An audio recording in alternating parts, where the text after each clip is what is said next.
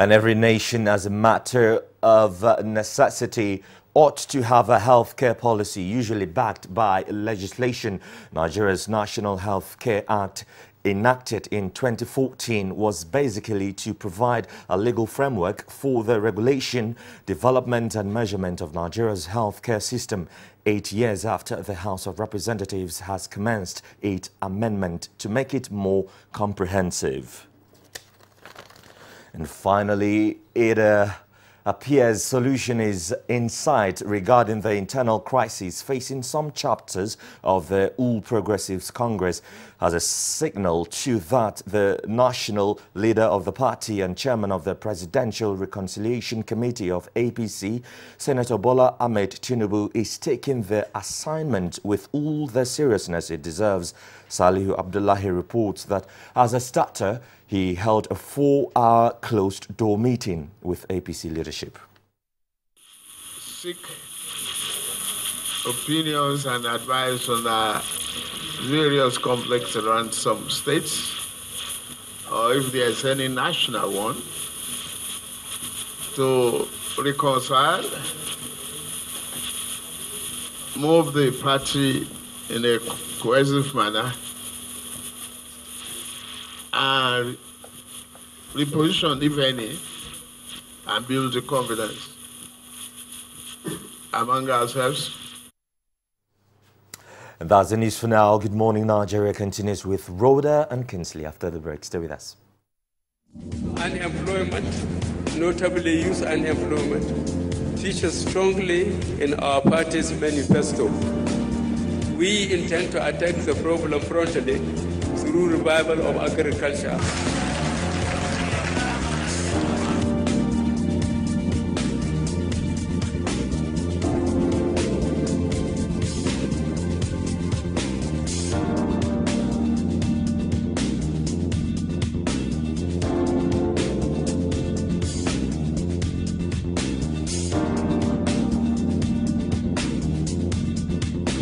The 30K is going a long way. Actually, I bought an acre of land for 60K like 2012, and presently I have a cassava farm and a yam farm.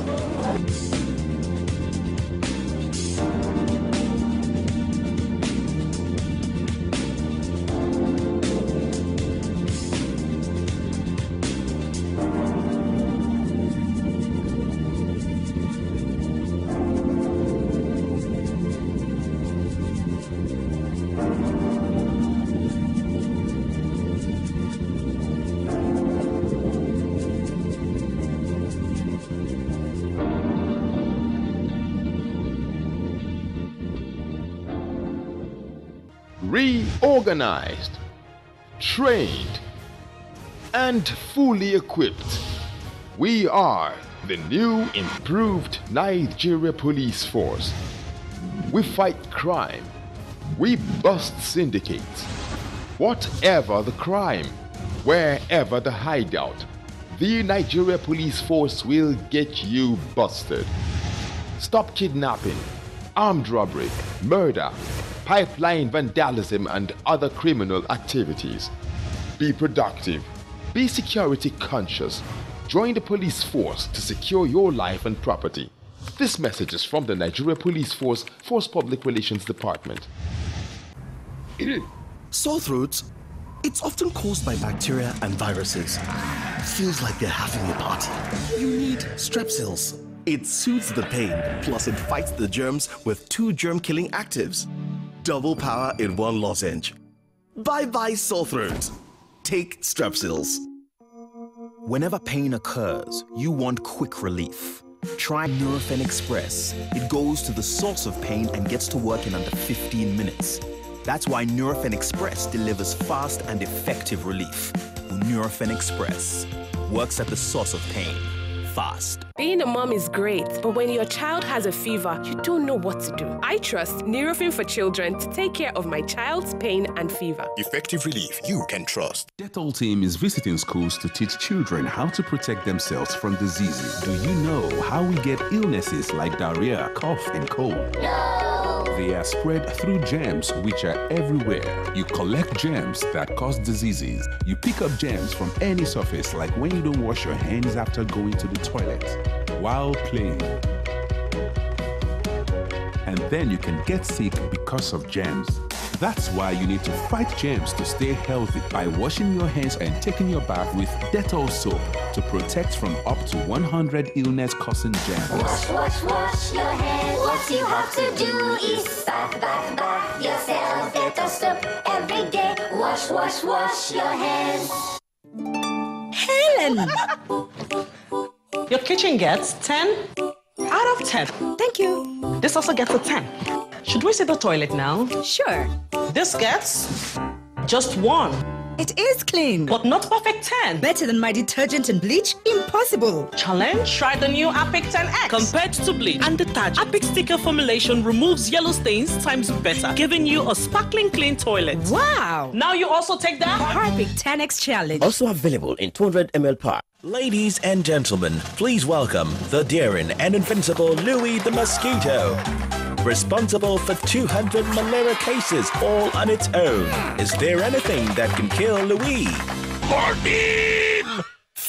Presenting Mortine's Power Guard. Its powerful formula kills malaria mosquitoes fast. So, get Mortine Power Guard.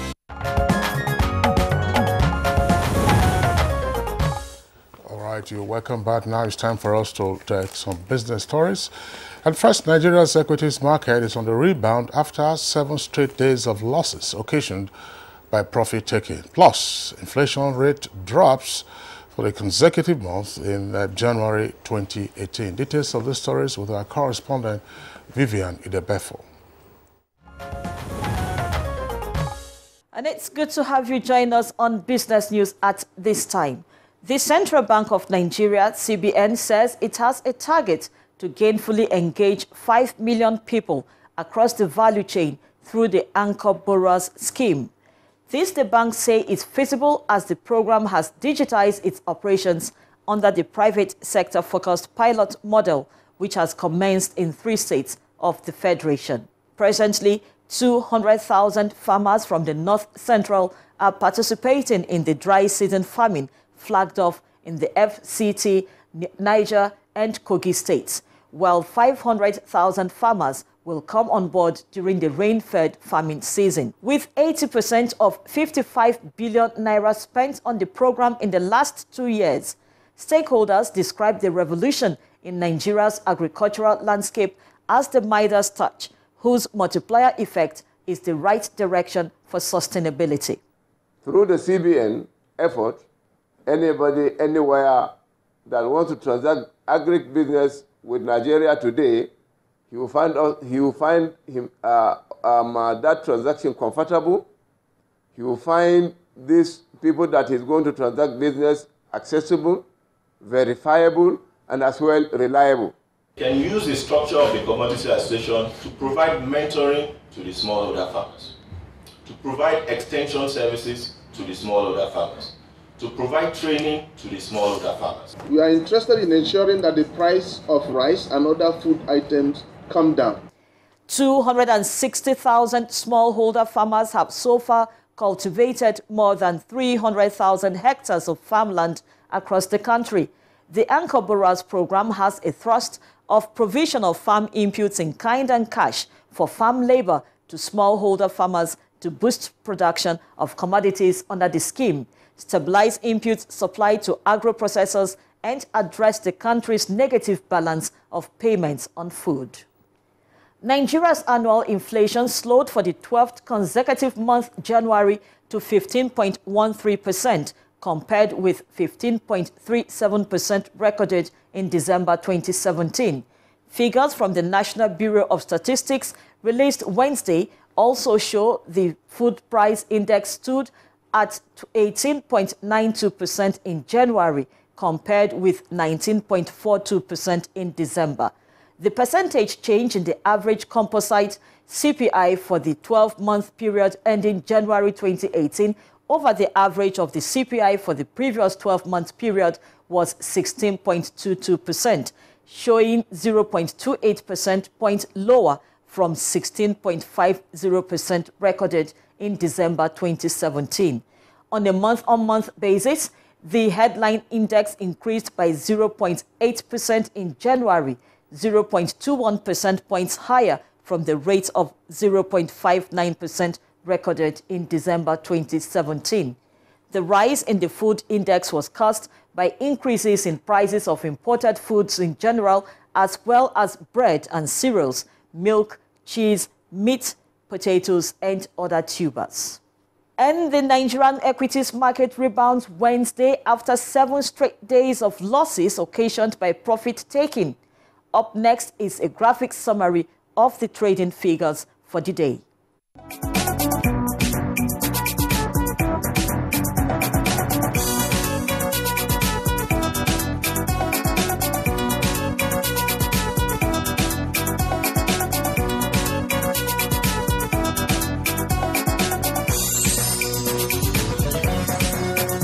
And that's business news for now. Thanks for being there. Thank you very much, Vivian Jekwefe, for the business news there. Time now for us to take a look at the newspapers we have and see what stories are trending on the front page.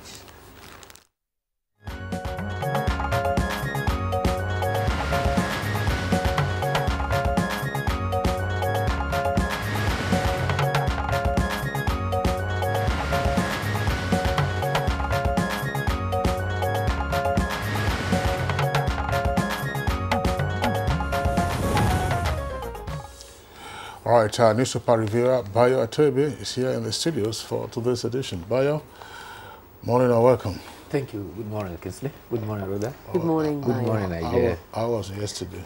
Yesterday was good. I hope you had a wonderful time. Yes, I was honored yesterday. Claire declared me her Valentine. Who is yours? All right, so we'll wait for 2019 for us, I believe. All right, there are a number of stories on the front pages of the papers, but we begin by going to Southern Africa. There are two stories coming from Southern Africa, and we'll take a look at the bottom half of the front page of New Telegraph. New Telegraph says Jacob Zuma quits as South African president. And it has three riders there. Cyril Ramaphosa steps in. So Jacob Zuma again, I take the headline, Jacob Zuma quits as South African president. And Cyril Ramaphosa, who is deputy president, steps in. Police arrest associates. That's associates of President Jacob Zuma, who stood down yesterday. Then the other one is a rider says Zimbabwean opposition leader Tsvangirai dies. The story is in greater detail on page 36. Now, what you have there on the front page is a quote from the address given last night by Jacob Zuma before he stepped down. I have come to the decision to resign as president of the republic with immediate effect, even though I disagree with the decision of the leadership of my organization. No life should be lost in my name, and also the ANC should not be divided in my name. And that story is also on the front page of the Punch newspaper. Above the nameplate of the Punch newspaper says South African President Zuma resigns. With a rider, African National Congress picks successor today. Of course, that's taken for granted. Details of that story on page 14. And it's also a story that's trending on the Blueprint, but it's just a side story. It's just below the nameplates on the left-hand corner. It says South African President Jacob Zuma, as Zuma quits. It's on page 32 of the Blueprint. South African President Zuma quits office. Bayo, let's begin from there. Yes. Well, the leader of the ruling ANC actually ordered him to step down, and this has been prevailing since Tuesday.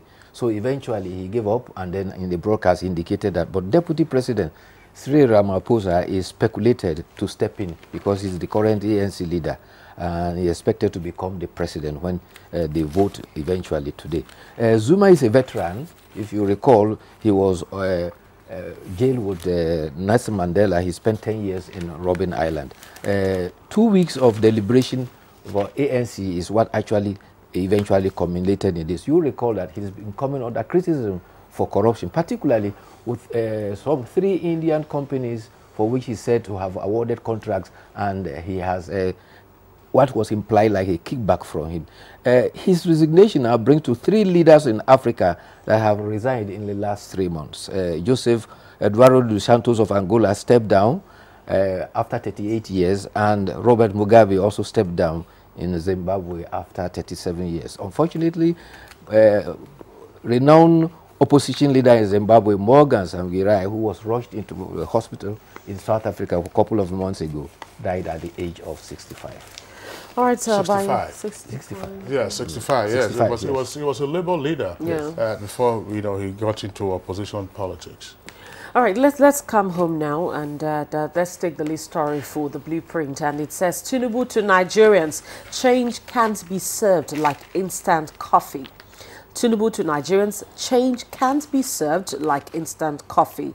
APC remains our hope. That's the writer there, and it's on page 6. Now, the People's Daily says, new election sequence tears Senate apart. New election sequence tears Senate apart. With 2 riders there, 59 senators reject new timetable, 10 others walk out, vow to reverse alteration. That story is also the lead for the Punch and indeed for the New Telegraph. For the Punch, it comes like this. APC senators split as Senate adopts revised poll timetable. 10 ruling party senators stage a walkout. And for the New Telegraph, it says pro-Buhari senators lose out with a kicker there, 2019 poll sequence. Senate and reps adopt change in INEC's election sequence. President's loyalists walk out of chamber, threaten litigation. Details of the story can be found on pages 2 and 5. And very quickly, let's take some other headlines, this time above the nameplate of New Telegraph. AIB, that is the Accident Investigation Bureau, impounds Delta aircraft over fire incident and bars crew from leaving Nigeria. That's one of the headlines there. Then back again to the Punch newspaper. An earpiece beside the nameplate. Governors meet over state police and others. And then you have other headlines. Bayo. Yes, the human interest story. Delta Airlines, after taking off from Lagos Airport, probably heading for the United States, had to abort the flight. The pilot called for Mayday after 31 minutes of flight, and he had to return quickly to the airport. One of the engines had caught fire, so the passengers were told they had 90 seconds to evacuate the aircraft. Unfortunately, only 5 of the passengers and a crewman sustained what has been described as minor injuries. So the action... Did you say unfortunately? Fortunately, only 5 of them sustained minor injuries. There were no serious injuries. And the action of the airport authority is to ensure that the investigations are conveyed before the aircraft departs. Also in the international scene, 17 persons were killed in a Florida school when a gunman went into the school and opened fire. This gunman is said to be a former student, 90-year-old former student of that school. He was arrested in another city, some kilometers away from that school. This brings to serious concern the matter of gun-related deaths in the United States. Statistics show that there are apparently about 300,000 gun deaths annually in United States of America. That gives you about 90 deaths from gun incidents in a day. That's quite serious. It's most unfortunate, particularly at vulnerable points. Schools, for instance. I mean, these stories are... Churches... the schools, and that happened in Texas. Yes. And of course, we also saw what happened last year in Las Vegas. And then from schools, from time to time, you have persons, who are armed, usually with automatic weapons, and then they open fire. Well, that's the business of the Americans to control. Big challenge. Now, coming to the other topic about the Senate, there's actually the Senate passed by voice vote the amendment by the 6-man committee. However, some senators objected and they called a press conference after, and they raised 6 points why they reject the amendment. They said that the amendment is in bad faith and hasty and uncalled for. Secondly, they said the amendment was self-serving and it was targeted as alleged President Muhammadu Buhari's re-election bid. Thirdly, they said the bill sought to usurp the constitutional powers of INEC. And fourthly, only 36 of the 360 members of the House of Rep actually passed the bill and they did not form a quorum. You will recall that it was the proposal from the House of Rep that the committee had to come and concur with. And fifthly, they say that there is financial implication for the ordering the elections. However, those who are in support, particularly the chairman of the concurrence committee, said that the whole of the members agreed on it. That it's not true that some members did not sign. And he said it's not the first time the presidential election has been held last. He cited 1979, 1992, and 1999 that the presidential elections were held last. All right, Bayo, thank you very much. Yeah, this Bayo, that's the much that we can take. It's a contentious story on the front page of the Punch newspaper, right at the foot. This story is attributed to the Deputy Senate President, Ekweremadu. It says, civil servants can join political parties. And that story is in greater detail on page 40. It's referring to a decision by the Supreme Court. Yes. But that Supreme Court decision Supreme Court decision has to be read and reread again. I mean, for some persons, that is not the real interpretation of the decision by the Supreme Court that civil servants or public servants, for that matter, could join. It has implications for public service. Policemen, serious soldiers, all kinds of persons, will join. All right, Bayo. Thank you very much.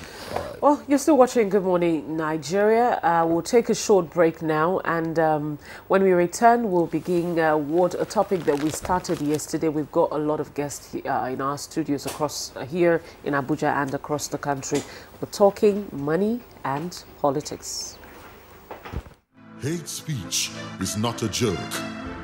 It incites genocide and crimes against humanity.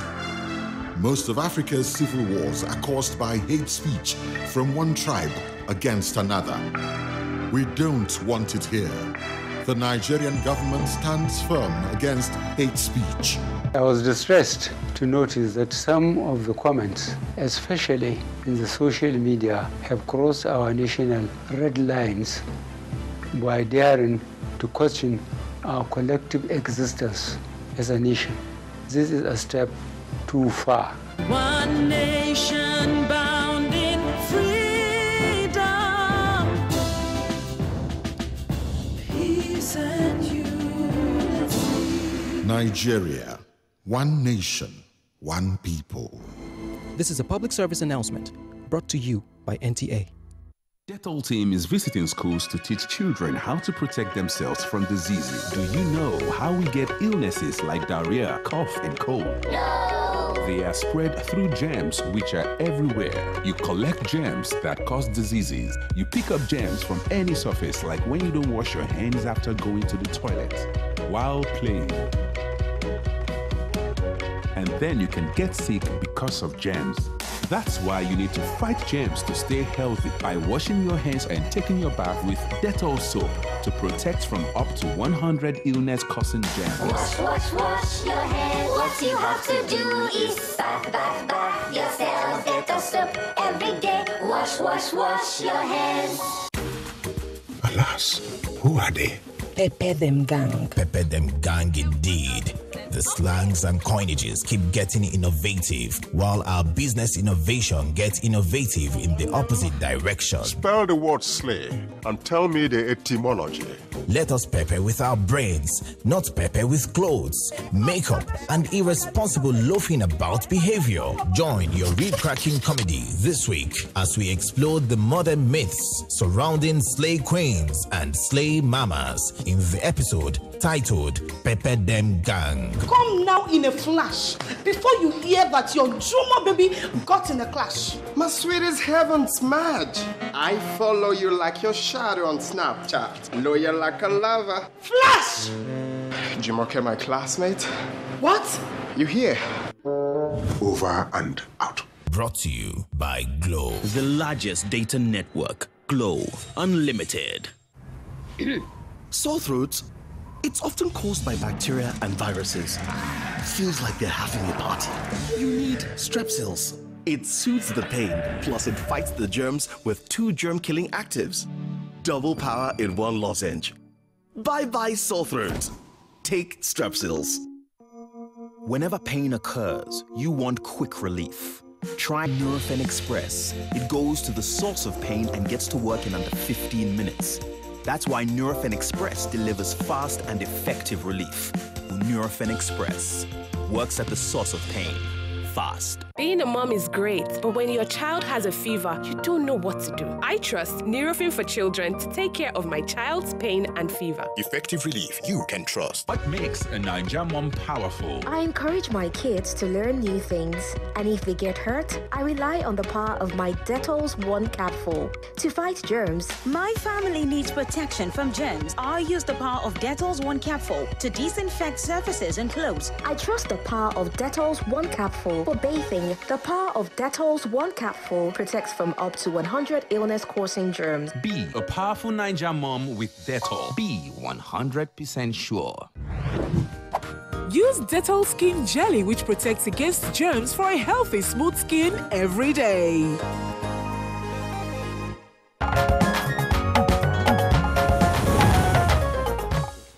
All right, you're welcome back. But if you just joined us, it's Good Morning Nigeria, and we are reaching you live on Africa's largest television network, the Nigerian Television Authority. As Rhoda and I said at the beginning of today's program, yesterday we began the discussion on money and politics in Nigeria. We had guests who made their contributions. Today, of course, we are continuing with that conversation. We already have 3 guests with us here in the Abuja studios, and would like to welcome them immediately for the conversation. First, we'd like to appreciate the presence of Chief Achike Udenwa, former governor of Imo State. Chief Udenwa, pleasure to have you join us on the program. Thank you. All right. And then also here with us in the studios is Ambassador Esther Audu, a politician and former Nigerian High Commissioner to the Gambia. Ambassador Esther Audu, pleasure to have you with us on the program. You're welcome. All right. And then also here with us is a lawyer, an educationist and politician, and had also at some point sought to be governor of Edo State, but never really quite succeeding. They call him the Rice Man. Kenneth Maswagwan, pleasure to have you with us on Good Morning Nigeria. I'm thankful to be here. Good morning, Nigerians. Okay. All right, let's begin with former governor of Imo State, Chief Achike Udenwa. Money and politics in Nigeria. What's your take on that? Well, it's a very wide topic, money and politics. One would say all over the world, money is very important in politics, everywhere in the world. You need a lot of money for voter education, you need a lot of money for publicity, you need a lot of money for logistics. But we seem to have a peculiar situation in Nigeria where besides all that, you still need money for, would I say, buying of votes. You need a lot of money for the electoral umpires. You need a lot of money for the judiciary. You need a lot of money for the security agencies. So all these make it that in Nigeria politics is almost about money. So that's the irony of our situation. All right, Chief Udenwa, thank you very much. We'll ask you to break that down in the course of the conversation. Ambassador Esther Audu, let's have your opening salvo, if you like, on money and politics, particularly the negative use of money in politics. Thank you very much.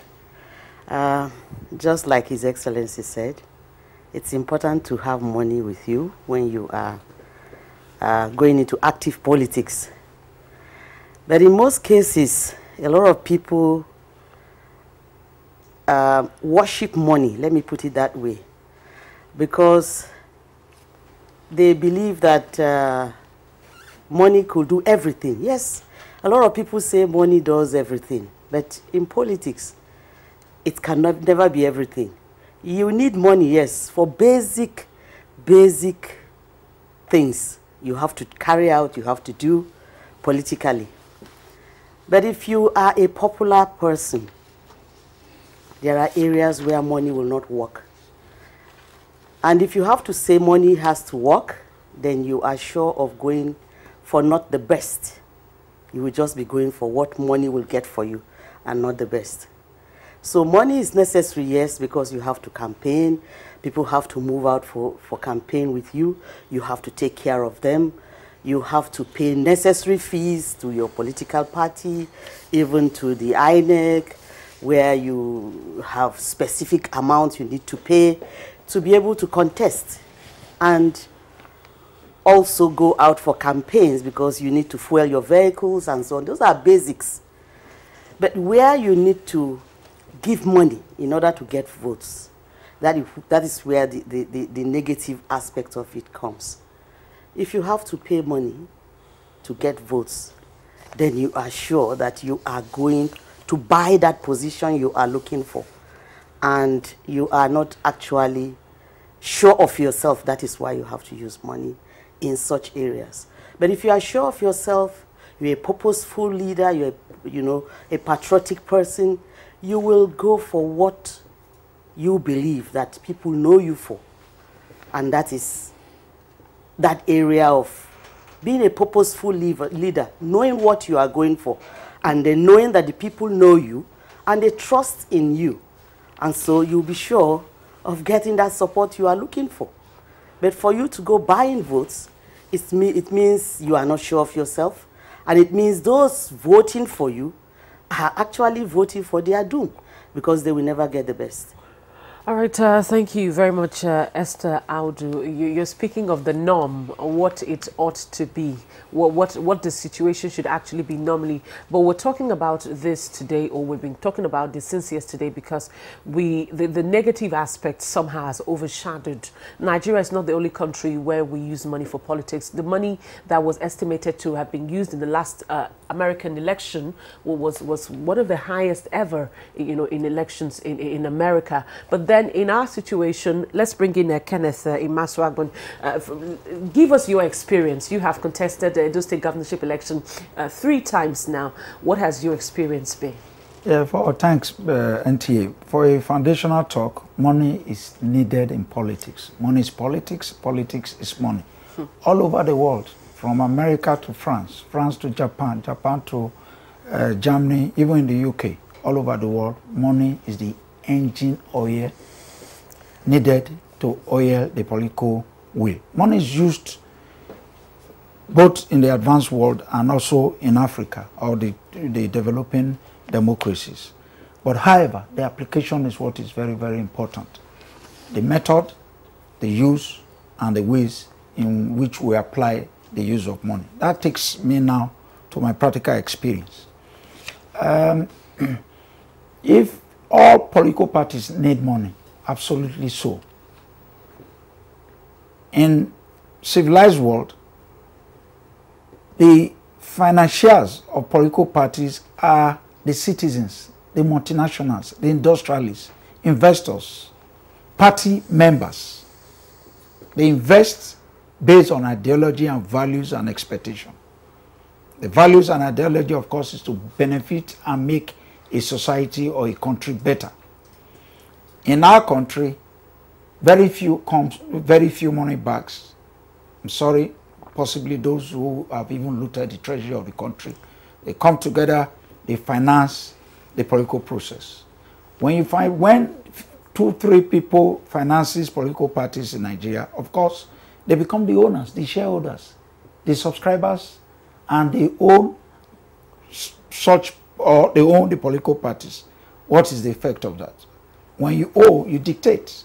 He that pays the pipers dictates the tune. It's an old wise saying. So where does that take us? It takes us down the lane. The effect of that is that political parties don't have internal democracy. And when the financiers of political parties now see themselves as the subscriber or the owners of political parties, you can never find good congresses. You can't find good primaries. That's where in primaries, you see governors, you see chairman in local councils, right from the ward level to the federal level or to the center, they temper with the political process. And what does that mean for the country or for the people? Poor judgment. It throws up wrong candidates. Because if, as a financier of a political party, I decide who takes the primaries, you can't have a good candidate who will in turn build a good society. So money is important, no doubt. In America, also advanced democracy, money is used for campaigns, for jingles. You use it for education, political sociology.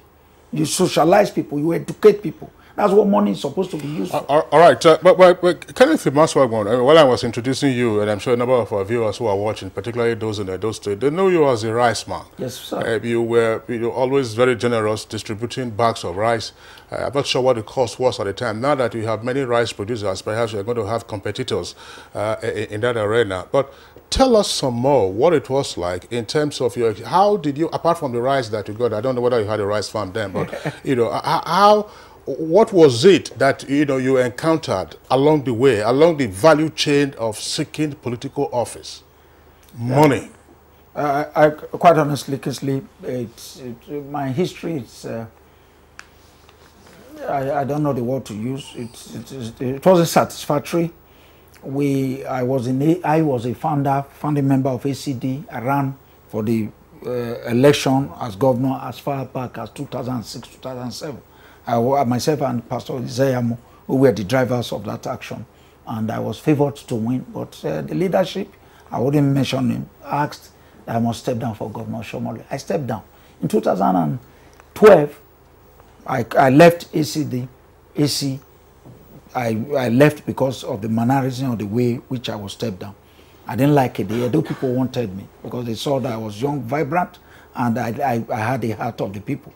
Then I left for PDP, getting to the People Democratic Party. It was like moving from fry pan to fire. It was even worse. Of course, the Godfather said I must step down. I said, no, let's go to the polls.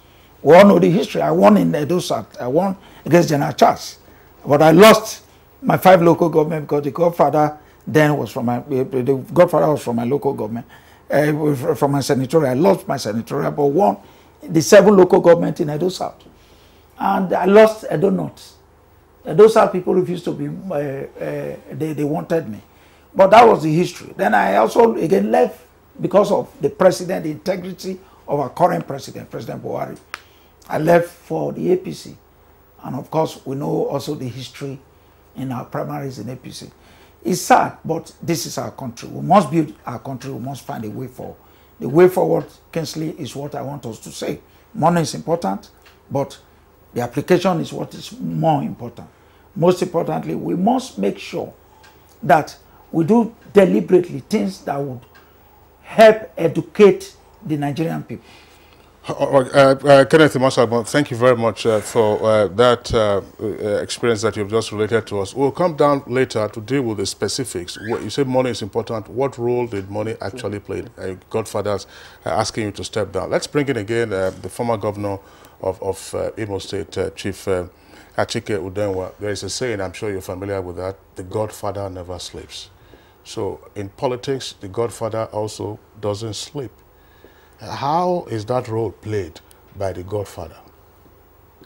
Well, yeah, you must have some people who are godfathers in the political parties. You must have people who are elders in the party. You must have people who are big financiers. I do agree. But these are not the major issues. They are more internal. They are more internal. But I would like us to look at the generality of our elections, our political parties, our regulatory bodies. This is where the money actually goes. And the electorate itself, the godfathers are not even very likely to ask you for money. It's not money they want power.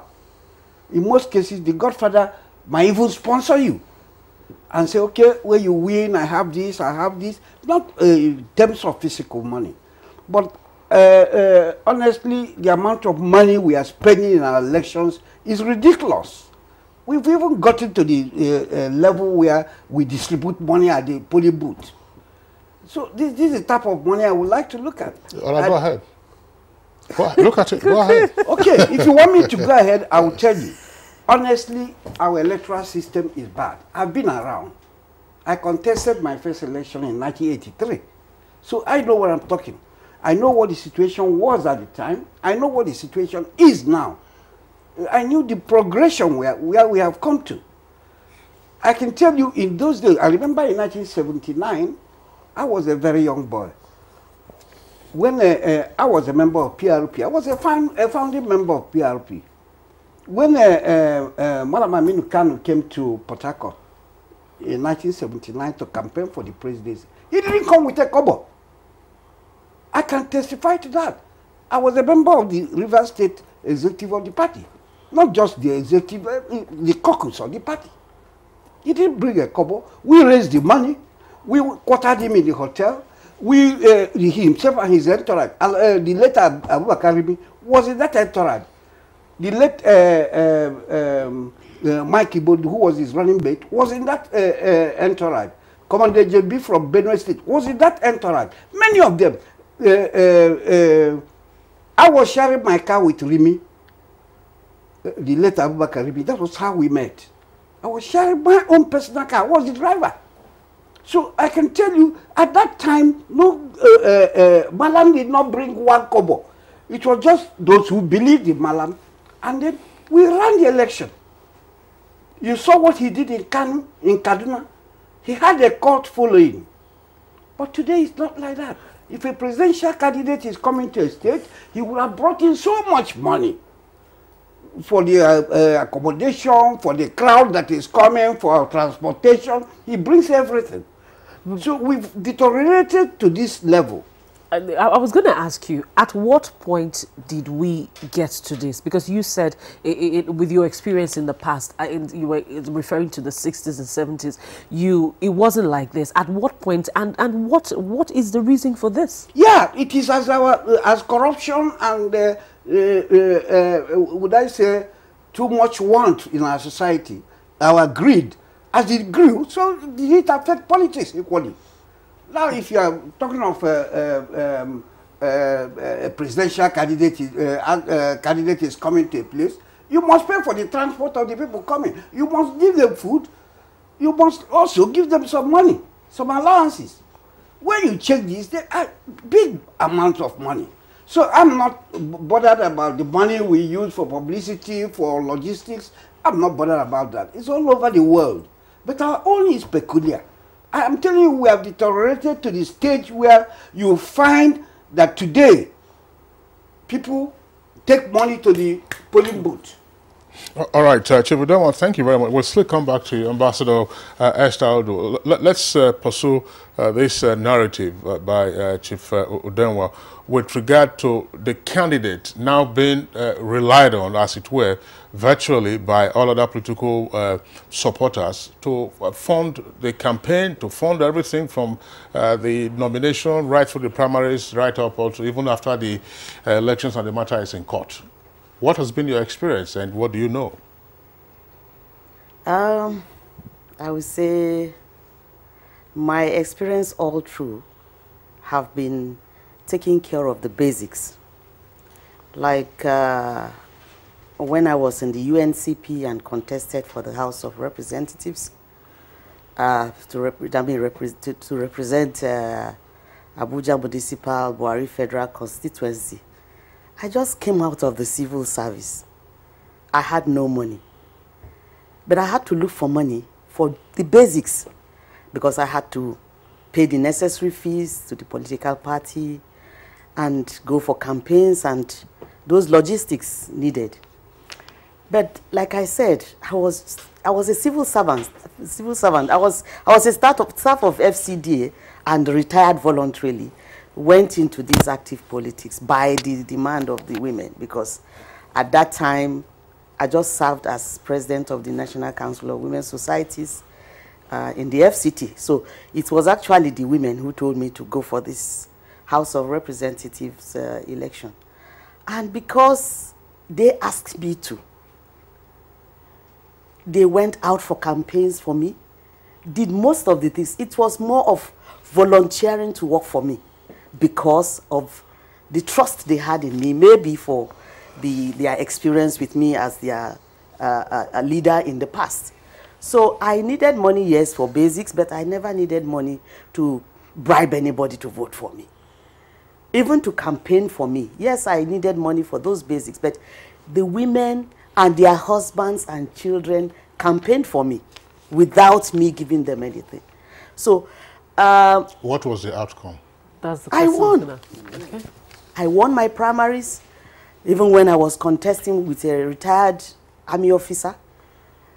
I won my primaries. After that, won my final elections. I was one of those that was among the people dissolved when the former head of state died. Former head of state Abuja died. That was how we were dissolved before the people now asked me to go in for the local government elections. And that was how I also contested to the office of Abuja Municipal Area Council chairmanship position. And I won my primaries again and won the final election, because the same people who asked me to, come out for the House of Representatives came back again to say, you will serve us better in the local government.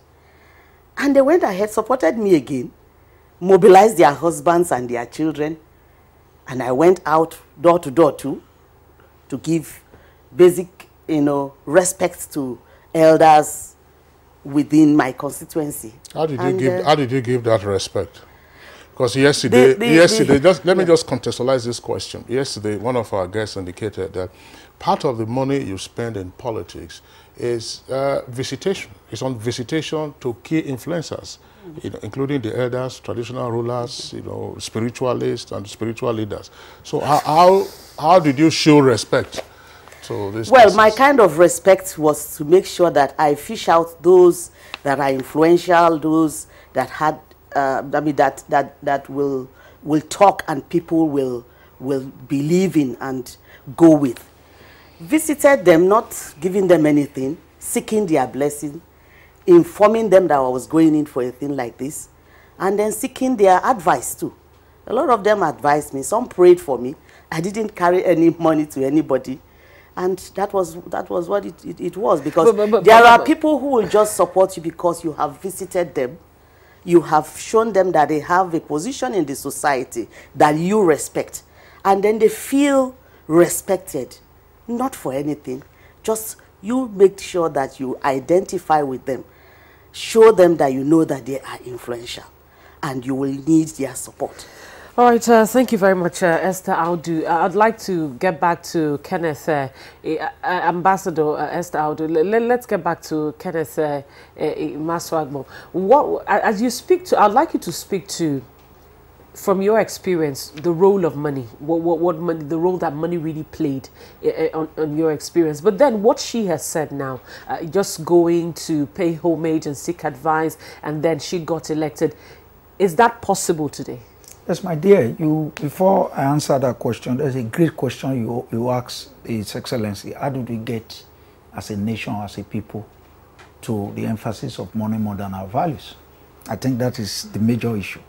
It's sad that today in our country, in Nigeria, that we lay emphasis to money. All agents of the society, the churches, the mosques, the schools, the National Orientation Agency, all agents of our society, rather than we focusing on educating the Nigerian people on the way to go, on the way to better, on the way to lift up our country.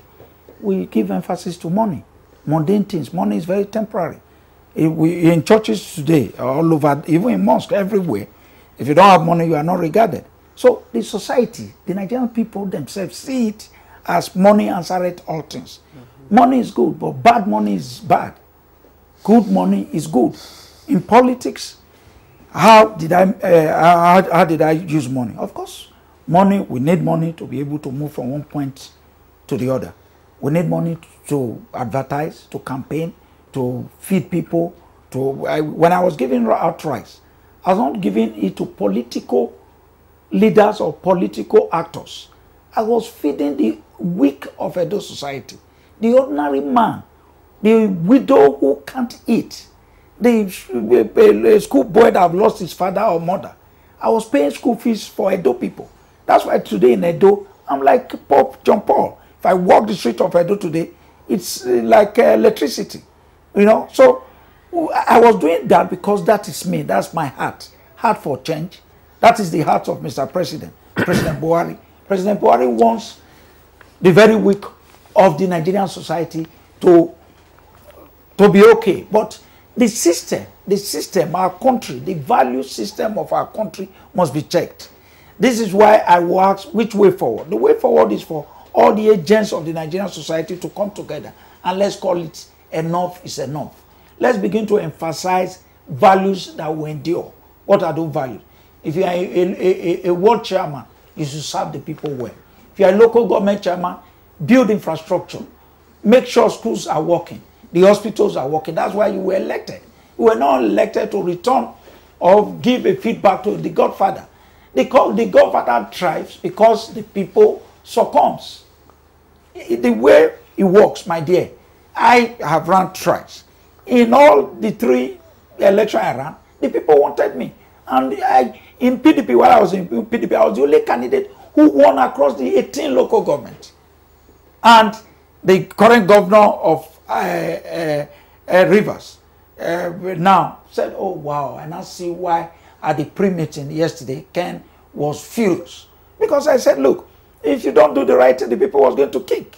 And the PDP lost at the general election to Oshomole because the primaries was not well conducted. We can come out of it with a strong leader, a strong president. If our laws are not working, if you commit political crime, you must face the consequence of your crime. There's no way. The way forward is that crime must be punished. If you share money while on queue, you must be arrested and the policemen must do their job and you must face the consequence of your crime. We must also, what are our national orientation? What are they doing? What are other agencies, churches, mosques, schools?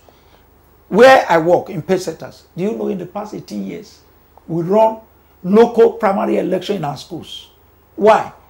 When I started Parents Kit, I said no. The reason why I invested and my wife Kate invested in the school system is to make a change in the Nigerian society.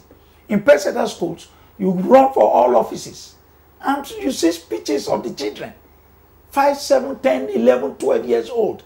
When they make speeches and when they galvanize their fellow students, you see the results. So we must come back to those bases of educating right from our schools down to the levels of various demands. All right, Kenny Maswagman, thank you very much. I mean, you made a point, amongst others, that you're like electricity in Edo.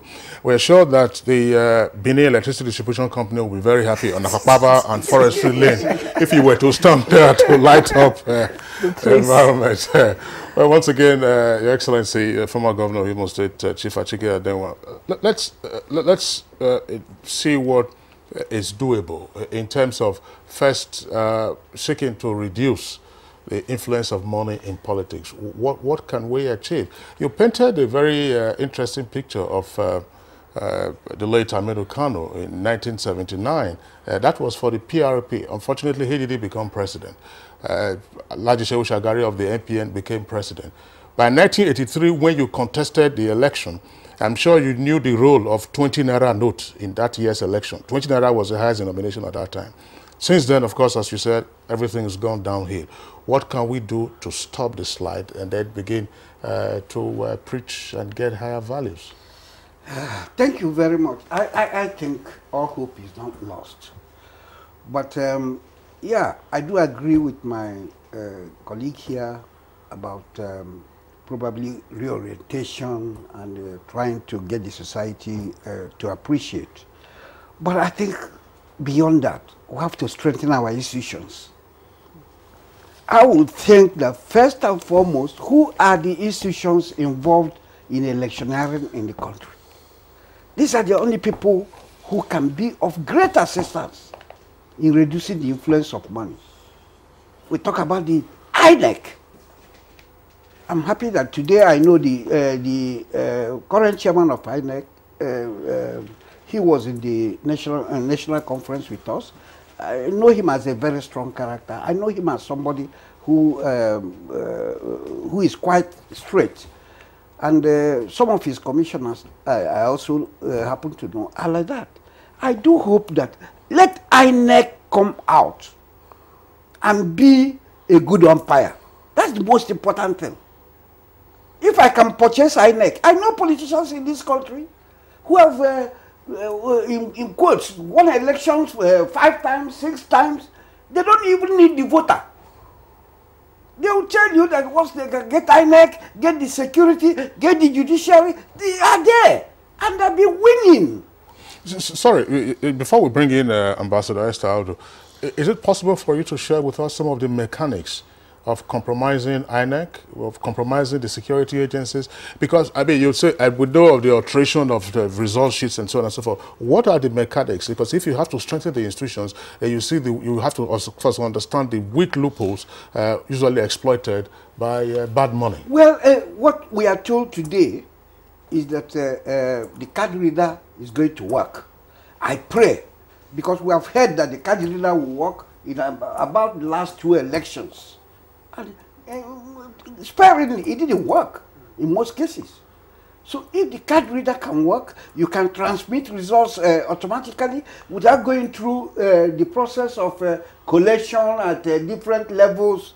If that can happen, and INEC is sincere and honest, that, oh, if I cast my vote in my polling booth, the result is transmitted immediately to all the collation centers, including the headquarters. If that can be done, then we are somewhere. We are getting somewhere. But in a situation where you carry your results from the polling booth to the ward, from the ward to the LGA, at all these points, the results are tampered with. So this is one major area. And the security agencies? Well, the security agencies have been compromised in most cases. You know that. You know how many have been even prosecuted in the past. But the number prosecuted is just a very minute percentage. All right, let's quickly bring in Ambassador Esther Audu, your closing thoughts. I will say voters' education is very important. And the process of getting elected means a lot, beginning with the people themselves. I will say the people should be so educated that they will know the importance of their vote, so that they will go and get registered. And I will also advise INEC to try as much as possible to register the right people, the right age. Because recently we saw some things on the social media where children were done printing. I mean, it makes caricature of the whole system entirely, and it doesn't even tell well about the entire country. So INEC have a critical role to play in the registration process and the process of voting and collations of results, just like His Excellency said. But the people themselves just have to sit up and ensure that they are, registered. And those contesting should make sure that they actually go out for campaign, make sure that they do the right thing so that we get the right people elected. All right, thank you very much, Ambassador Esther Audu, Nigeria's former ambassador to Gambia. Let's very briefly, very briefly, let's get the thoughts of Kenneth Imasuabo. Yes, the Nigerian people must be the watchdog of the Nigerian democracy. It's an issue of conscience. Our conscience should override our money. Our country first. Nigeria must be first when we go to the polls. And let's take a very good clue, very good example for President Muhammadu Buhari, who said, I will not interfere with the National Assembly elections, principal election. And he never did. So let us not interfere by money. Let us not interfere by our thuggery. All right, thank you very much. We have, of course, viewers' reactions by way of tweets that have come in using our Twitter handle at NTAGML. Let's take those tweets very quickly. Festus Akimboyewa, one of our regular contributors, tweets, if we want the majority of Nigerians, including the teeming youth, to participate effectively in politics, the ability of big donors to bankroll Nigeria's politics must be limited. And this one is from Ibrahim Tudu. He said, we must speak against corruption. Let us remove corruption in governance, political power and positions of authority so that they can become less and less lucrative. Politics must be made economically unprofitable in Nigeria. Dele Jack Solomon, An average Nigerian sees the election period as a blatant opportunity for him to grab his share of the national cake to the detriment of selecting competent, reliable, and trusted candidates. Suleiman Sanusi tweets, he says, everything in politics requires money, but the Nigerian politics is exceptional. Every step ranging from the electorates, INEC, every step you take is involved with money. Perhaps that is why our politicians are operating on that ideology. Abdul Musa, no matter the laws put in place to checkmate the excessive use of money in politics, so long as the majority of the citizens are poor, malnourished, and helpless, money will continue to play a vital role in determining the political direction of the country. Babangida Mohammed tweets, it says, money politics in Nigeria will continue to be a huge problem unless our politicians stop seeing politics as an employment. However, strong regulation of the sector, polity is the right thing to do now as an immediate solution. Cecilia Koroma, that's this last tweet, says Nigerian politicians go into politics to make money and not to serve. Hence, the electorate also wants to make money in order to vote. All right, those are the tweets that we have. We have other guests who, of course, will be joining us, plus, of course, views again from the streets. We had a Vox Pop on this subject matter. We're taking a short break, but before we do, let's appreciate the guests who've been with us in the studios this morning. Kenneth Maswagmo, of course, a politician and former governorship aspirant in Edo State. Thanks a lot. We hope the rice continues to go around. Sure. We also would like to thank Ambassador Esther Audu, Nigeria's former High Commissioner to the Gambia, but also a politician here in the FCT. Thanks a lot for being here today. Former Governor of Imo State, Chief Achike Udenwa, from PROP to PDP, or was it? Yeah. Yes, okay. From SDP to PDP. And from the Talakawa party to the party of big money. You were a former Minister of Commerce and Industry. Yes, that's right. That's right. Thanks a lot for being on Good Morning Nigeria today and for your insights. All right, it's still Good Morning Nigeria. We'll take a short break now. When we return, we'll continue with the conversation.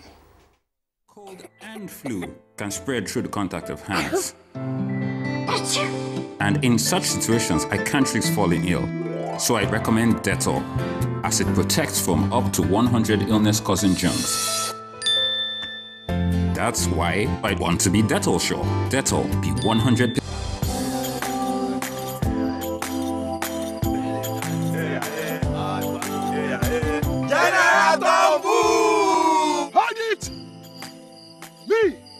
I don't come out my hand from oil bunkering. General, what you going to yarn? What did the yarn serve? I don't understand though. Because they spoil our water and our environment. And they cause our people serious harm. Militants say, you know good.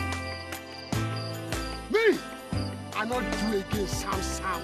Because why? Change begins with me. General Tombu! This message is brought to you by the National Orientation Agency in conjunction with the Federal Ministry of Information and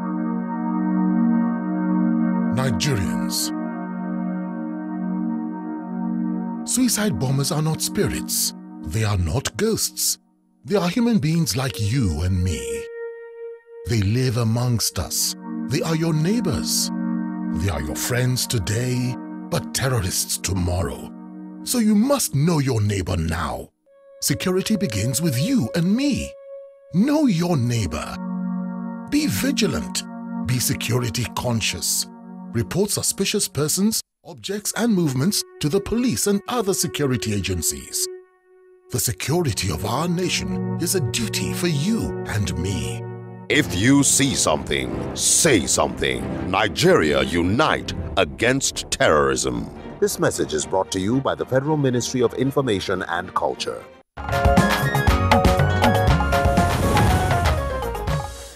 All right, you're welcome back. We're still talking money and politics in Nigeria. We have another set of guests, and it's our pleasure to welcome to our studios this morning Godson Okoye. He is a former presidential candidate, United Democratic Party. Good morning and welcome to the program. I'm the current chairman of the party. All right. And also, we'll also want to welcome to our studios Adamu Modibo, a former governorship aspirant. Welcome to the program. Thank you for having me. And also would like to welcome to our studios also Dr. Ernest Enrique, a political scientist. He's of the University of Abuja. Thank you for coming on Good Morning Nigeria. Thank you for having me. All right, earlier on Kingsley indicated that we actually went on the streets to get the views of Nigerians on the use of money in politics. Take a listen.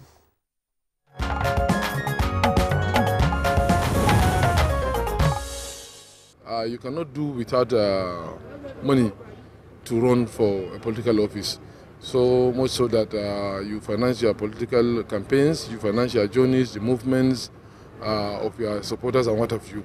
But the problem is that people are pigeonholing the use of money in politics to maybe buying delegates, buying votes. This is not what money is meant for in politics. And in most cases, you don't have to have money personally for you to run in advanced democracies, but you should have the goodwill. Once you have the goodwill, maybe you are not worth up to $100,000, but you have the goodwill. When you call for a dinner, you can raise millions of dollars with which you run. For now, Nigeria is still at the level of money politics, no matter how you see it. For example, people are complaining in Nigeria now, money is not flowing, the government is not releasing money. Should we fold hands to wait for government to release money? The private sector, the individual entrepreneurs on their own should survive without politics. What makes politics so attractive and so violent and volatile in Nigeria is because money is placed first. But when hard work, commitment to service is placed first, money will be downplayed. And it will not be too attractive like it's happening in other developed nations. You look for money by all means, you spend it on the electorate, they vote for you. First, they will lose their right to make any demand on you. Number two, you will recoup your money when you get to office. It is fueling corruption in a big way. That is the job of the National Orientation Agency and INEC. Those are the two bodies that are supposed to reduce the influence of money and make our politics a bit more democratic. So to me, if you ask me further, I want to still believe that money is not everything. Because the God who created us wasn't bribed, he wasn't giving money before he created us. So why must we always use money to buy everything in Nigeria? Our democracy as a country cannot really thrive if we must continue to emphasize on money. Because not everybody has this money, including people at the rural area. Of course, you and I know that almost 85% of Nigerians dwell at the rural area, and so such people do not have this money. So there must be a mechanism that will be worked out to check these expenditures. There must be a limit to what you can spend, and there must be a process, there must be a mechanism to make sure that this limit is observed, so that you don't execute it in the breach. Once we are able to do that, it's going to cut down the investment. Secondly, every effort must be made to make public offices not as attractive as it is today. Everybody sees it as a business. Now you find that professionals, doctors, engineers, everybody wants to be special assistant or PA to SA and what have you. Because now it appears to be more lucrative, in quote, than even that profession they have taken time to get involved in.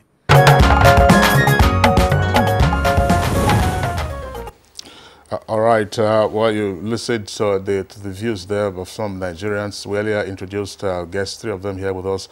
But let's begin with Chief Godson Okoye, who, of course, sought the presidency in the last general election.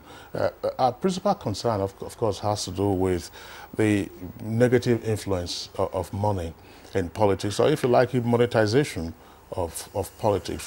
What was your experience like? Were you outmuzzled by bigger money? Well, thank you very much. A very beautiful question. Well, just listening to the sound bites, and of course, you're tied to the question you just asked. There is no doubt money is key to what we're doing, and you described it well, negative influence of money. Because money at a point could be neutral. It depends on the use to which we put it. It could be positive, it could be negative. Just like power. You can apply power negatively or positively. So that's so I won't say that money was actually key, because the background that we have seen, and of course with what we know in Nigeria, it is not difficult to fathom why it's happening. You know, people have been talking from the abstract and then give theories. It is just simply dislocation of priorities or dislocation of values. Our value has been disjointed, has been displaced, and things have just gone out of alignment, so to speak. So we always give example of abroad, advanced countries and all that. What is it that is missing in our system? Nobody has asked that. What is missing is because, and why money plays the role it does, there is no national interest. Just ask me, what is Nigerian national interest? Once you don't have that, it is free for all. Everybody is scrambling. Everybody wants to outspend to the next person. So, what you have is a situation where it's like a free fall. If I want to spend 10 million and somebody is going to spend 100 million, definitely he's going to have more. And then, how is he going to get back the money? If there is national interest and there is a strong supervision, there is no way somebody will spend that kind of money to get into office, because he's not going to get it back. Like we have all said, yes, the advanced democracies, people come together and say, yes, this fellow is a good person. Let's put it. Take for instance Clinton. Clinton was not a money man. He had nothing.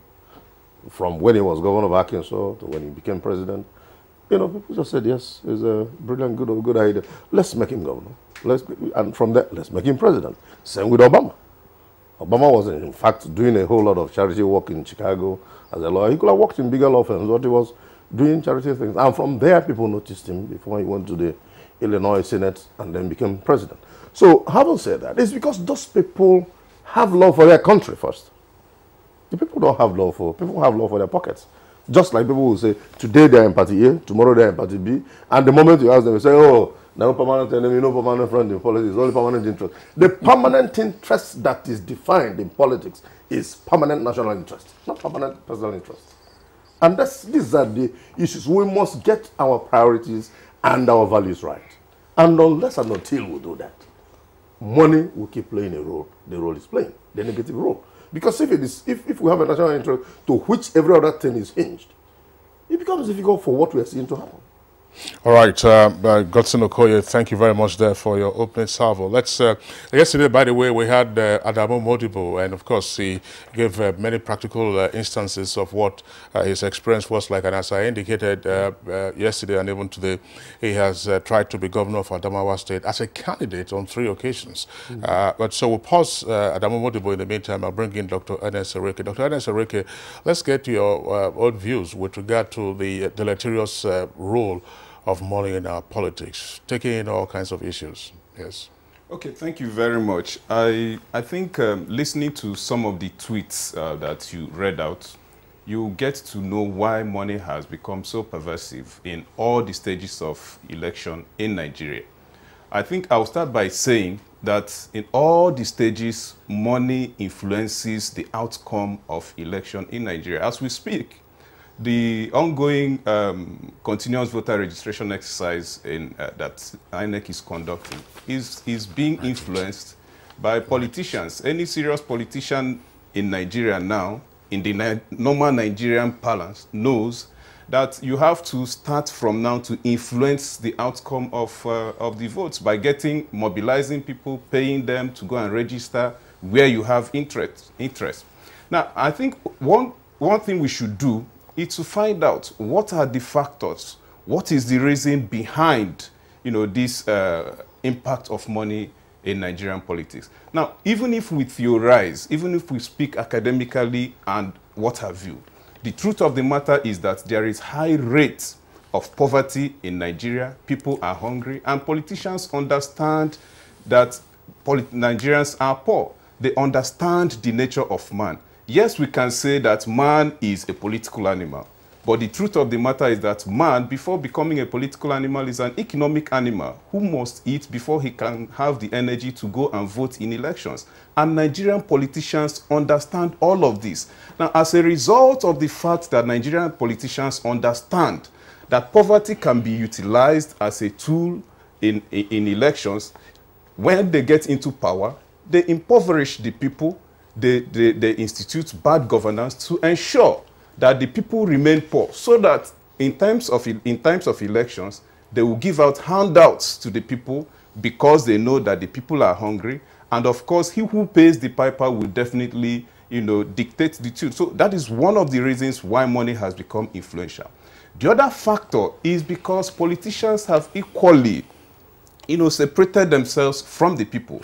And so the Nigerian people believe that the only time you can get something, the only time you can have access to the Nigerian politician who controls the national cake is during elections, when they come pretending to be so good, so kind, and so nice. And so Nigerians believe that the only time you can have access to some of these people who seclude themselves with the tinted cars, sirens, and security after elections, that the only time you can get them is during elections. And so it is equally responsible for the monetization of politics and elections in Nigeria. Of course, it has a serious impact on our democracy. It has serious impact on governance, because the votes that we cast in elections represent so many things. It represents our security, it represents our development, it represents our aspirations, it represents the direction of the ship of state. And so it is very, very important for the survival of the state. But once it is compromised using money to monetize the entire process of elections, it means that from the word go, from the word go, we are already compromising our development as a people. We are already compromising our security. We are already compromising the national interest. And so it is a very negative narrative in the Nigerian political development. Dr. Ernest Enrique, thank you very much for your thoughts. Of course, we'll come back to speak to you on some issues that you have raised now. But then let's get the views of Adamu Moribo. You were here with us yesterday and you spoke extensively to this issue. But I'd like to ask you, what is the challenge in regulating monetization in our politics?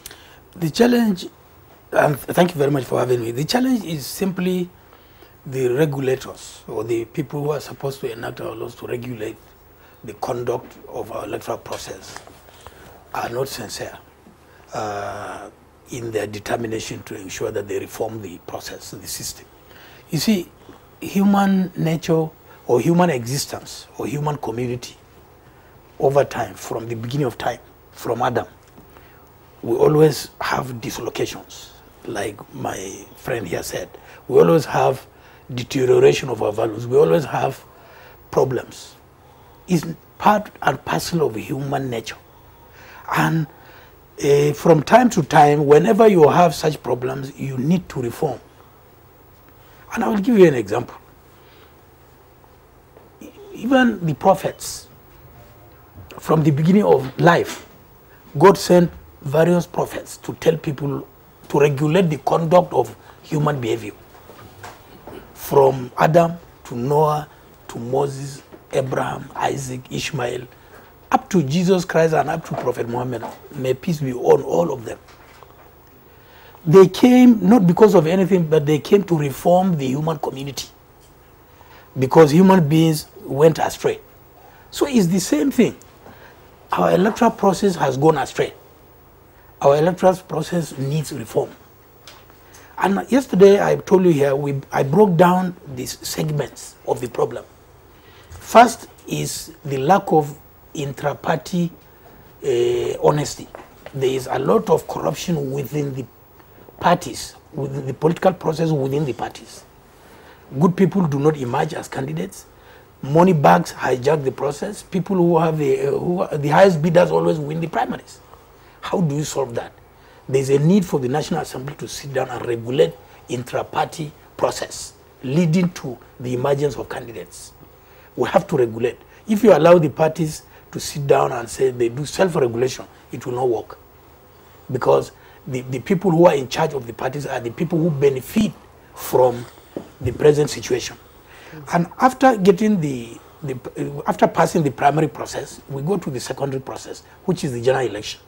And that is the area where Nigeria has witnessed a remarkable improvement. I contested election last in 2011. I contested first in 2003. I remember when I was doing my election petition case in the tribunal, we subpoenaed the ballot boxes from INEC to the tribunal. And some of them were never even opened and counted. We opened ballot boxes and we found the ballot papers were not even removed from the counterfoils. They were still in the booklets, but some printed PDP and counted. So how did you vote when the ballot paper is not detached from the counterfoil? How did you count when it was still in the booklet? But that is not possible today. Today, you may not even need, very soon you may not even need a physical ballot paper. We have seen the impact of card reader. INEC is preparing to do some kind of electronic voting to mechanize the process, to make sure they minimize human intervention.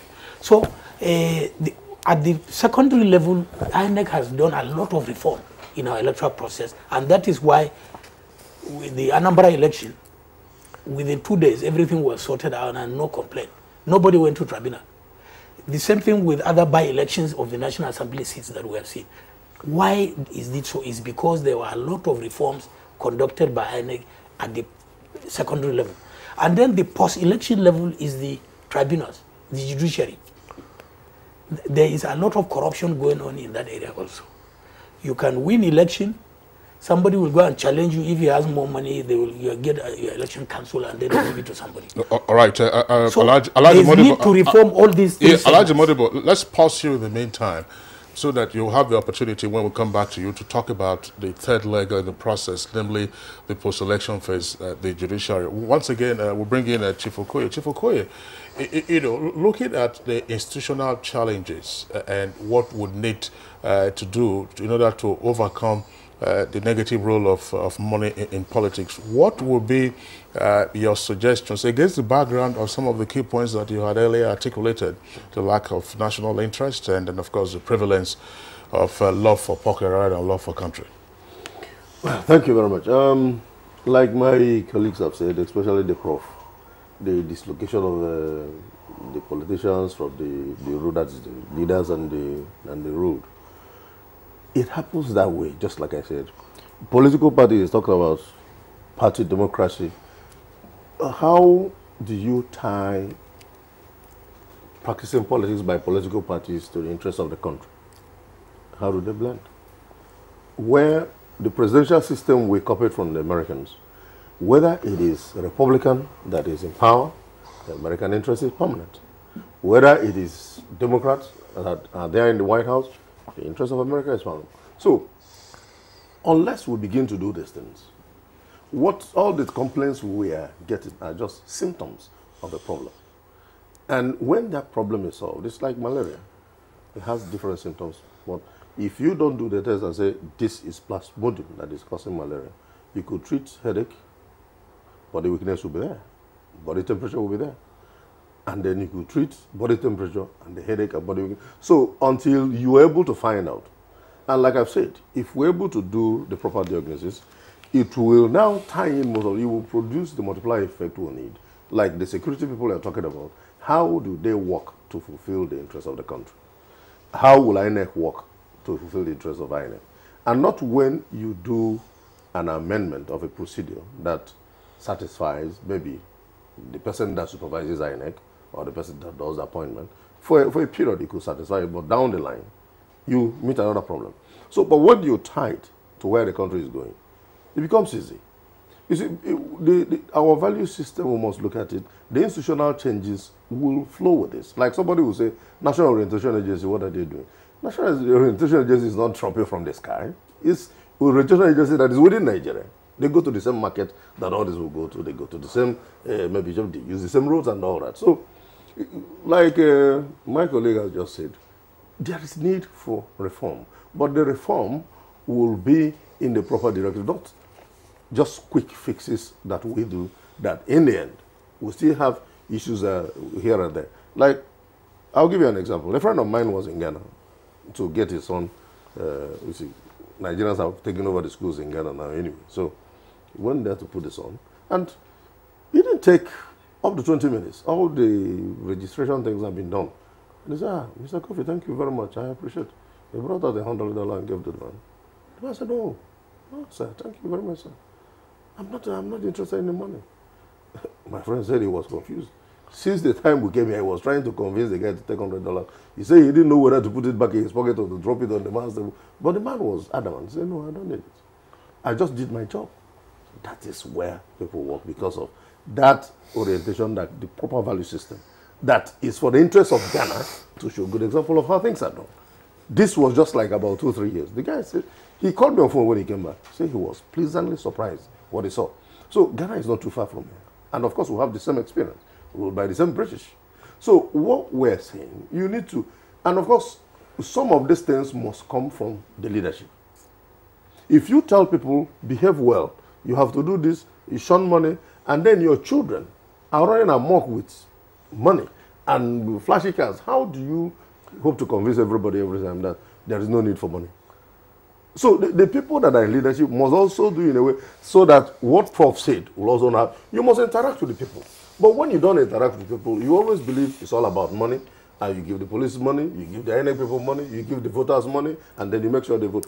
But when you finish all that, the people vote for you. And of course, the people have become disillusioned anyway. We meet these people in the field most of when they go to campaign. They don't see themselves in the system. They only see it as doing you a favor. And for that favor, you pay them. That's what it is. But if they believe that voting for this man will affect his child's education down the line, his child's health down the line, so their level of enlightenment, apart from being low, they have become disenchanted and disillusioned. So we need to reform in a way that they become part of the system. And money will not be an issue. You can give people money and they say, okay, thank you for the money, but I will still vote against you. But we have not seen that. But in a situation where somebody comes to vote and says, listen, take 5,000. I know you will not vote for me, but take 5,000, go home. Don't vote at all. Don't vote for the other one. And he takes the 5,000 and goes home. So these are the things we have seen. And okay, like when I ran for governorship in Anambra State, you go to a place like Onitsha, and this is where you have a lot of very rich people.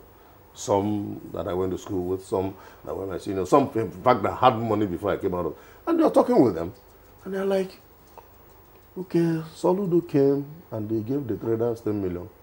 And Ngige came, they brought 5 million for the traders. And then... this is just by way of example. That's by way of example. And, you know, they just pick and choose. And then what they are now saying, so how much are you bringing for us? And the man happily tells you, because he has about 10 shops, that he collects 2,000 from the 10 million that was given, 2,000.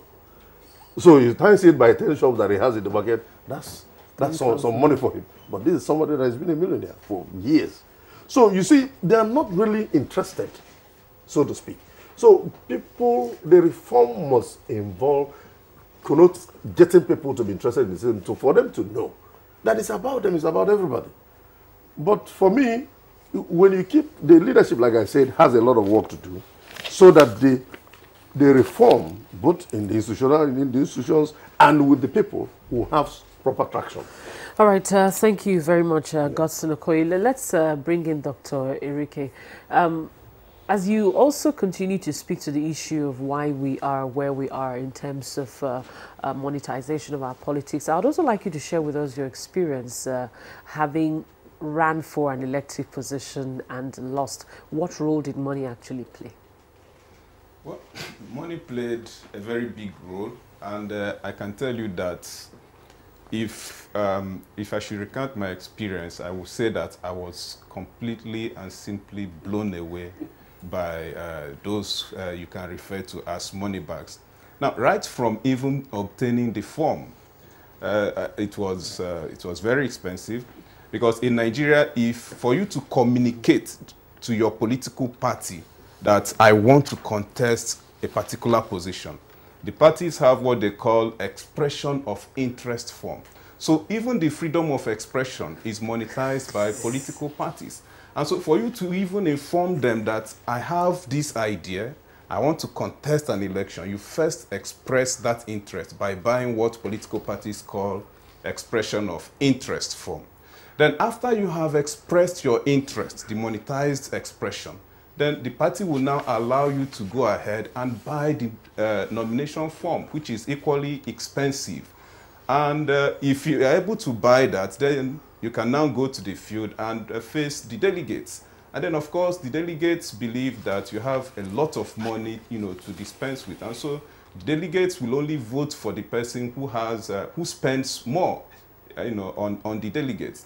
Now, after the delegates, there are people referred to as stakeholders in various places, in wards, in political parties, in your constituency, and so on. You have to visit some of these stakeholders, and visiting these stakeholders is not just going to tell them that I want to contest election, and that is why they are called stakeholders. But interestingly, one of the things I learned, because I learned quite a lot, one of the things I learned is that polling units and booths belong to certain individuals in Nigeria. Theoretically, we believe that polling units are just there for people to go and cast their votes. But when you go into practical politics, you are told that polling unit A belongs to so and so person, and so you have to go and meet such a person, begin to negotiate and all of that. And then you have to deal with security agencies. You have to deal with the voters themselves, because as I have said earlier, voters believe that it is only during elections that they will have access to you. It is only during elections that they can get their own share of the national cake, which you are going to get. And then, of course, they rightly believe so because they believe that they are doing you a favor, because they have seen politicians over the years. Somebody who has nothing comes into politics, gets elected into political office, he begins to live a very opulent life. And so the people believe that they are helping you to, to become rich. And so they believe that you have to pay for that favor they are doing you by voting for you in elections. Without recognizing their own self-interest. Exactly. All of this, as Godson Okoye was elaborating. What kind of office were you seeking to get into? Myself, I ran for House of Representatives to represent Ishelu and Ezanot, and the experience, I think it was rewarding because I learned quite a lot. There is a difference between the theory we teach in classroom and the politics that we play in Nigeria. All right, Dr. Ernest Ereke, thank you very much. He got his nose bloodied in that encounter, but let's come back to Malam. Yeah, can I put something quickly in context? Yes. All of us are, the contribution has been very rich, but we need to contextualize the solutions. There are strategic solutions which may take a very long period of time, like the voter education, the psychological change of our people by National Orientation Agency. These are things that can take more than a term or two of a president. It takes a very long period of time. There are tactical solutions that we need to embark upon immediately, and which can be done within a single term of a president. Namely? Namely, reforming INEC to ensure that elections are conducted freely and fairly. Namely, reforming the intra-political party electoral process and impose reform on all the political parties, and also tackling the problems with post-election issues. These are things that we can do within a single term of a president and accomplish and get things right. And then the voter education, the psychological or mental change of our psychology and so on, can take a longer period of time to achieve. So these are the things that we need to put. Yeah, you were already on that. I mean, you were already extolling the reforms that have been undertaken, with regard to INEC. Now, let's give you the opportunity of dealing with the post-election issue. One of the issues you just raised, nevertheless, before you come on, has to do with reforming the parties internally. That will have to be their own internal business, because we had, attempts under the military to teleguide the political parties, and they all started to assert themselves. The courts have also heard that, look, it's their own internal business to the extent that they comply with their own constitution. But dealing with post-election issues now, the level of judiciary, what would you like to see in terms of reform? Just one sentence before we get to that. You see, I'm not saying the National Assembly should meddle in the internal affairs of a party in terms of determining what they want to do or what they don't want to do. But the law can regulate the conduct of officers. There is administrative law. There is something we call administrative law. Even within your own house or within your own company, the law can regulate the conduct of the chief executive, the conduct of the employees. So also within the political parties, because individuals' rights are at stake. I have the right of freedom of association. I have the right to contest election, and I have the right to be treated fairly. So if the political party is not treating me fairly under the law, which is my own right, the National Assembly will have inherent legislative jurisdiction to legislate, to regulate the conduct of how things the governance code, for instance. The governance code, for instance. So that is what I mean. And then coming to the issue of judiciary. You see, in Nigeria today, the judiciary is one area of government. First of all, the judiciary is one arm of government. It's part of the government. We have the executive, the legislature, and the judiciary.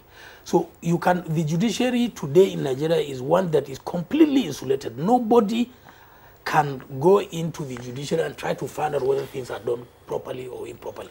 And it is wrong. It is part of the government. It is accountable to the National Assembly. It is accountable to the people of Nigeria. We have to go in and find out what is going on in the judiciary. How does it impact negatively on our electoral process? How does it impact on our lives? And if it is found that they are not doing things properly, or if there is corruption, the National Assembly can legislate on that, and the executive can arrest any officer in the judicial arm of government and prosecute him for corruption. All right, and that is all what we are saying. We cannot seclude them and say nobody can interfere in the judicial process. And that is why, while I don't support invading judges' houses, I advocate the principle that government must find out wherever corruption is within the three arms of government and try to tackle corruption. All right, we cannot just say they are different. Adamu Modibo, thank you very much for your thoughts. I wish we could actually take more of the suggestions that you are actually rolling out right now. But then we have to take our tweets, our last set of tweets via Twitter handle. Just a second. This one is from Mike Anyako. He says, money plays a very significant role in politics everywhere in the world. But the issue in our country is that people use it in politics as a personal business. They are only interested in recouping their capital as well as attendant profit against dividends of democracy.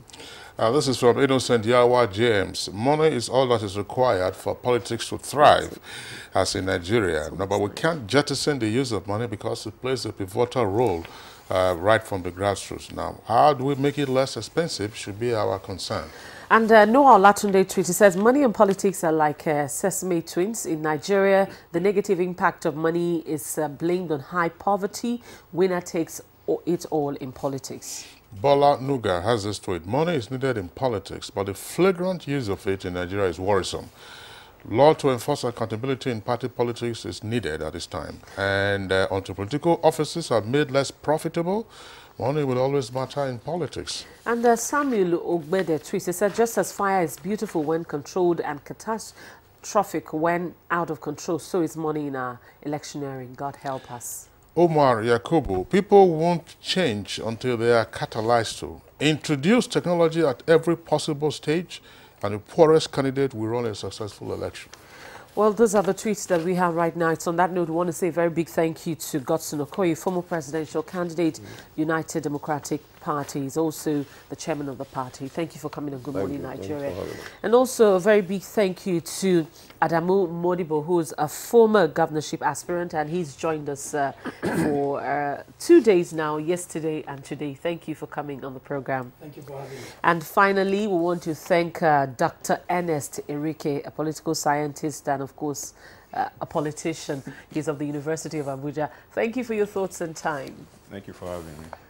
All right, so that does it for our discussion this morning. Let's quickly go now to our complementary segments, and we're going to the foreign scene. News from South Africa. President Jacob Zuma steps down after intense pressure. Here's our correspondent Oyemi Ajayi with the details. South Africa's embattled and controversial President Jacob Zuma has announced his resignation in a televised address to the nation. He was quoted as saying, "I have to come to a decision to resign with immediate effect." His resignation follows weeks of intense public pressure to step down amid long-standing corruption allegations. The ruling African National Congress ANC formally asked the 75-year-old Zuma to tender his resignation by Thursday.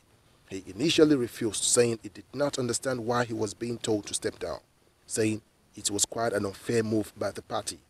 The party later announced plans to hold a no-confidence vote against him on Thursday in Parliament, the support of the opposition parties. All right, we'll join the Nigerian Meteorological Agency for the weather outlook for the rest of today. Welcome to the weather forecast from the Nigerian Meteorological Agency. I am Blessing Agambe. On Wednesday, visibility dropped to as low as 300 meters over parts of Borno State. There is fresh dust raised, and with the already suspended dust in the atmosphere, coupled with some local trigger mechanism, we expect the northern parts of the country and the central states to be in dust haze in visibility of 2 to 5 kilometers within the next 24 hours. Although poorer visibility of below 1,000 meters are anticipated over parts of Borno, Yobe, Bauchi, and Yola axis. Other parts of the southern cities are expected to be cloudy to partly cloudy for most parts of Thursday. It is, however, not unlikely that places around Bayelsa, Port Harcourt, Eket, Calabar, the coastal parts of Ondo State, and Ijebu could experience some thunderstorms. And for the maximum and minimum temperatures across the country, please stand by for the details. I'll see you again.